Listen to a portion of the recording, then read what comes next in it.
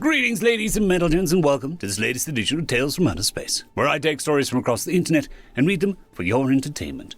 This particular story is called Song of the Machines, written by Farmwitch4275. First Contact Log, date 3rd Era, 1st Age, year 3258, cycle 178. Reporting Officer, Ship Captain Jahanti Al-Hoof of the Imperium Exploration Starship, the White-Tailed Star. Ambassador Krakan Alt-Mons of the Imperial Diplomatic Corps. Location, outer edges of the galaxy. An isolated star system near the dead space known as E17739, Kyber. One continental plains world, one Type 3 crystalline world, one Class A gas giant. Log begins. Captain's log. We found a hyperlink waveform, beta star system E399 Kyber, while scouting resource deposits and decided to investigate. After coming out of hyperjump, our sensors were afflicted by as an yet unidentified ghost signal that seemed to obfuscate some of our sensory arrays and scramble targeting systems. This signal dissipated quickly, and we became fully aware of a small-scale Dyson mirror swarm orbiting the system's star. The swarm was still active, though it did not react to our presence. Basic scans immediately revealed the presence of sapient, or at least sentient, life on one of the planet's surfaces. A large warship, a very large warship, was landed on the second planet within a star-habitable zone. Attempts at scans of any kind of the warship were useless due to an as-yet undetermined form of electronic interference. Engineers began to attempt to filter the signal. We began standard protocol and started the system sweep. Gas giant, Class A, a massive gas giant with unnatural proportions, containing sufficient mass but insufficient components to start fusion reactions. Reclassified as a failed star. Primarily composed of hydrogen, helium, xenon, and chlorine gases, with an iron and nickel core. Due to the presence of various exotic gases, planet cloud layers appear to be green in color. Type 3 crystalline planet, abnormal. Cause of formation unknown. A combination of magnetic world of massive volcanic activity. Tectonic shifts and volcanic eruptions caused abnormal forms of massive skyscraper-sized crystalline formations of nearly limitless color spectrum to appear on the planet's surface. We have identified no fewer than 7 new colors to add to the spectrum due to the presence of this planet. Detected advanced mining drones and mining equipment on the planet's surface. Yellow main sequence star. No abnormalities to report, save the Dyson swarm orbiting the planet's surface. Dyson mirror swarm appears to be complete, as new mirrors are being added only when older ones fail. Swarm appears to be that of a Class 4 civilization.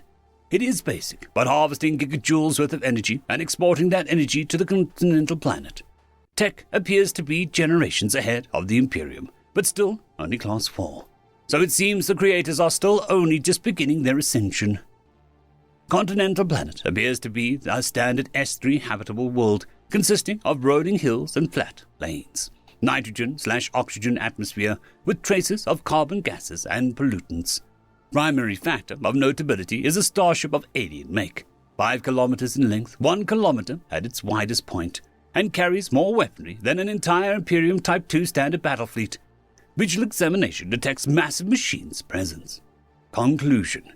An as-yet identified civilization outclassing the Imperium has claimed the star system for use in mining. Captain's log concludes. Diplomatic log commences. Ambassador's log.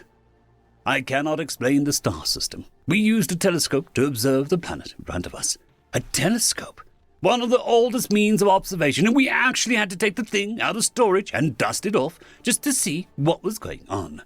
Electronic signatures distorted our sensors so heavily that we couldn't conduct scans until our engineers cleared up the airwaves. Machines, millions of machines, but they were behaving strangely, very strangely. We have only 2 examples of sapient mechanical races.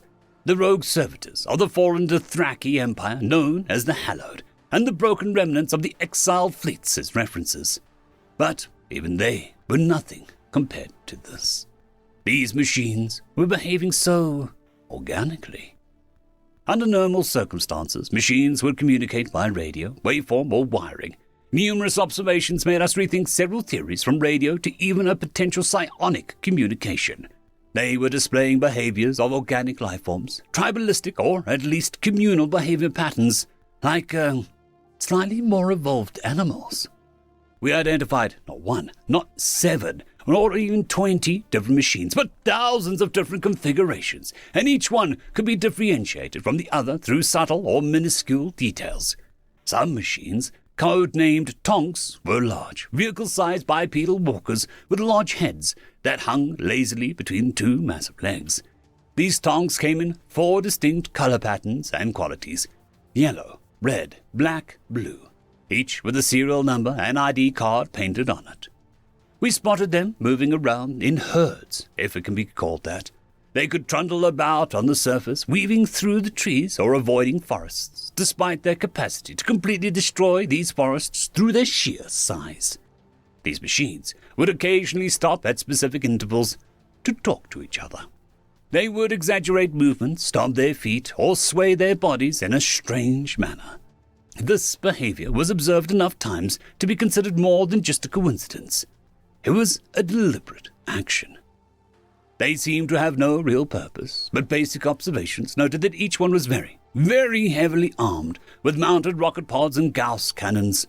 Each one of these Tonks appeared to be of a standardized design, but each one had a distinctive difference: larger legs, tanks of liquid mounted on the back, strange pods carrying cargo, small manipulation arms, or strange patterns of paint. Other details include childish drawings and armor plating, sensory arrays in strange places, or loose wiring that was fashioned like hair or accessories. Smaller machines, at least in stature, codename harvesters, also dotted the surface. These ones seemed to be less diverse, only appearing in 5 different schemes, but all appearing the same form of basic mechanical design. Each one seemed to be harvesting resources using a mounted drill arm. What made these machines unique was that their machines used them as a sort of office water cooler. Other machines would come gather around it to talk to each other, often taking the opportunity to use various appendages on their bodies to extract resources from the harvester's collecting container. The further we headed up the food chain, the larger and more complex the machines became, ultimately leading to the discovery of a large skyscraper-sized machines sitting dormant in various places, or some machines the size of apartment complexes, engaging in what could only be described as gardening. One such machine took our interest in particular. We identified it by the name Kilroy, as seen by the serial plate it had on its left side. It was a strange hexapoidal beast with size of a large apartment complex. Each one of its 6 legs was large, rounded, and jointed like that of an anthropod, and each had a turret of varying designs mounted at the knee joint. Each leg was connected to a rounded ovoid body, mounted on top of which was a large bulbous head. We could very clearly see that this head was in fact the storage mechanism for a rather large cannon. This machine spent almost all of the time we were observing it patrolling the edges of a patch of flowers in a forest clearing, tending to the flowers. I'll repeat what I just said. A machine the size of a building, armed with enough firepower to blow half an armada out of the sky, was busy watering a flower garden. This was but a very select few of the oddities we observed.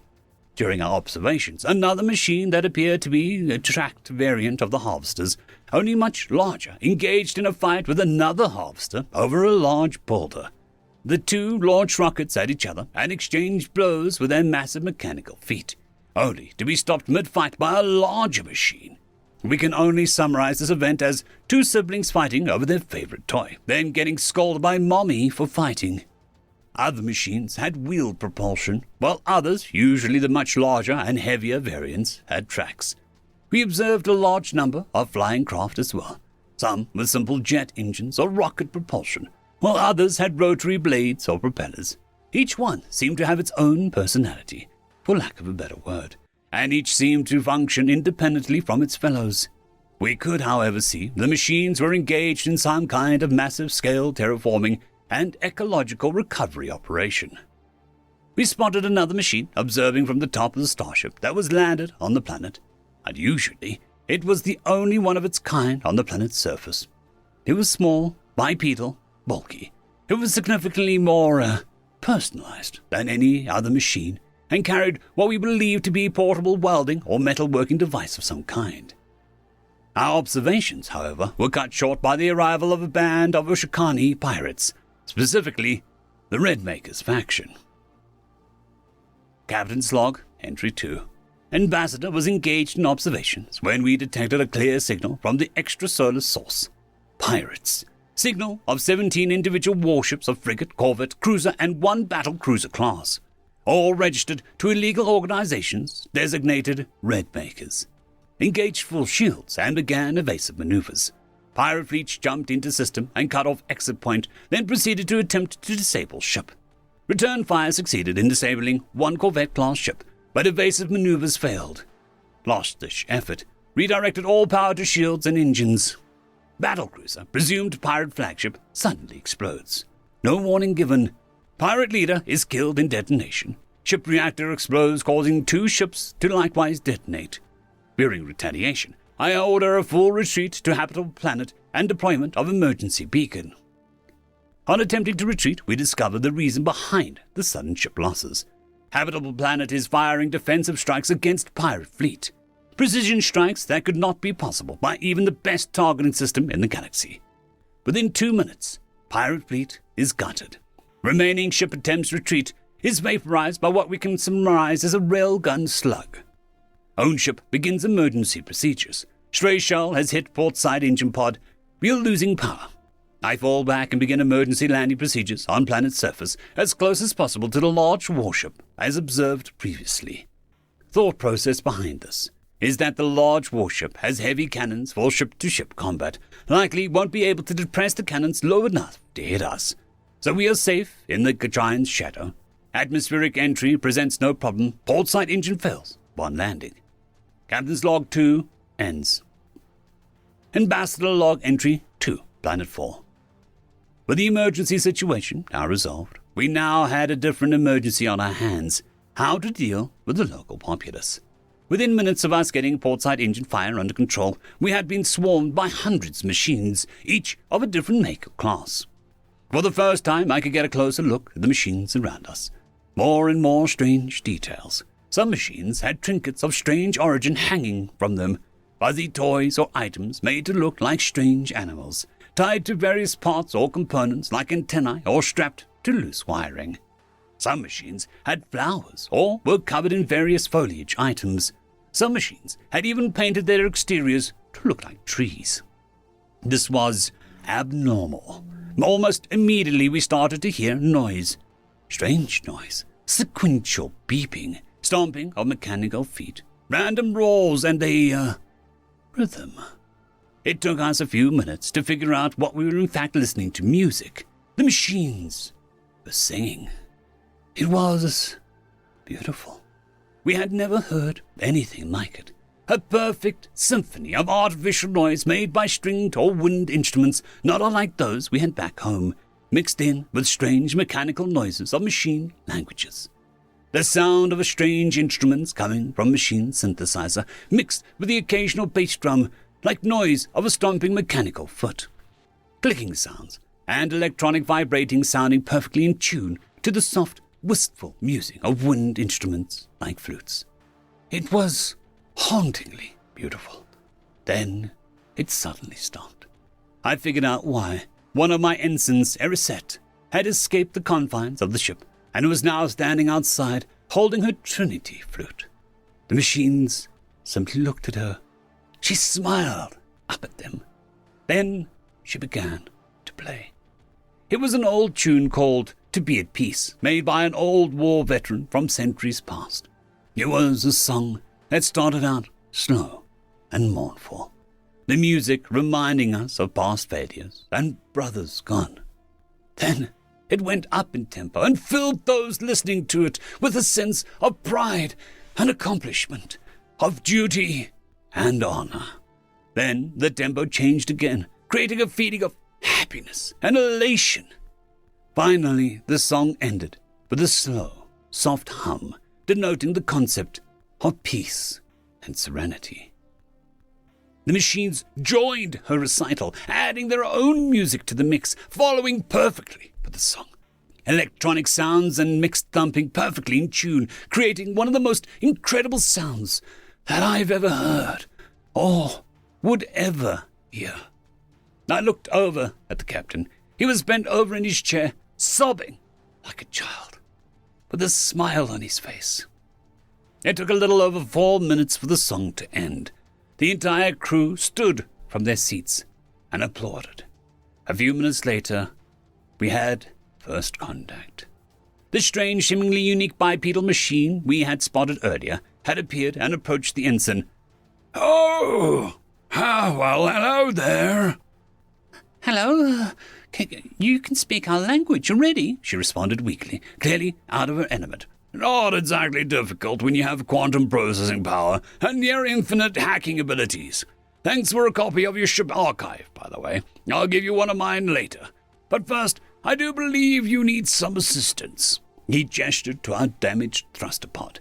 Yes, please, can I ask you something?" she meekly said. She wasn't keeping her composure much. Couldn't say I blamed her. "Sure." He held aloft his welding device and started arcing bolts of purple electricity at the ship's damaged port. Within seconds, the damage was repaired and the thruster belched back to life.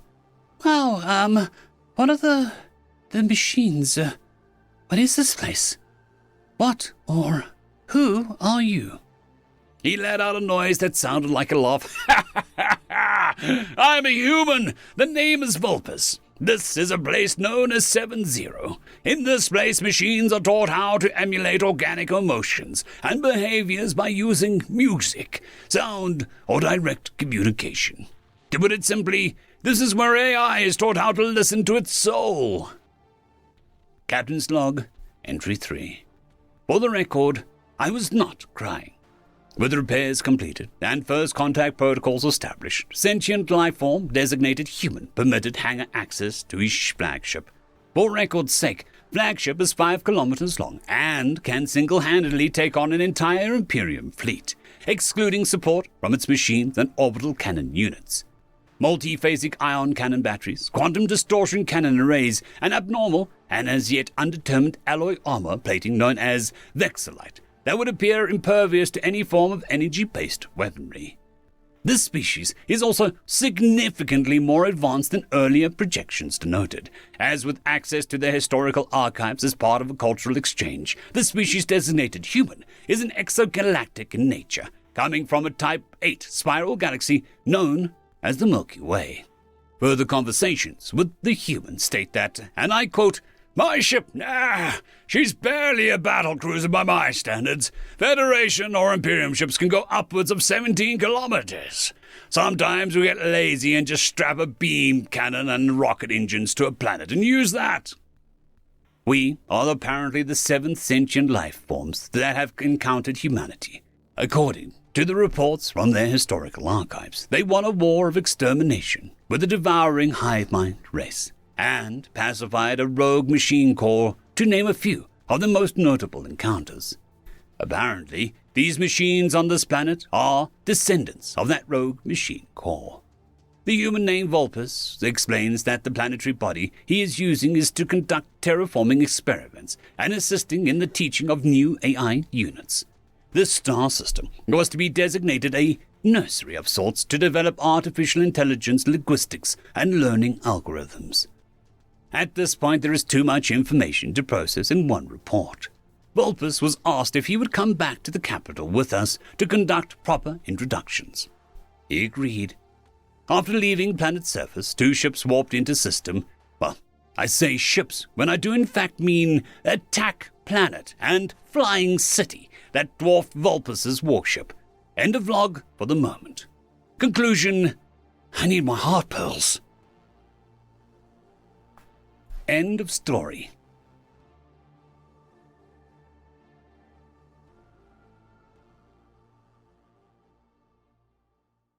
I would just like to thank our T5 members, Lord Azrical, Ambrose Cattell, Quantum Wednesday, Drexoon WRE, Blueberry Cat, Cam Maxwell, Casper Arnholtz, Bushmaster 177, and Leslie 517. Thank you very much.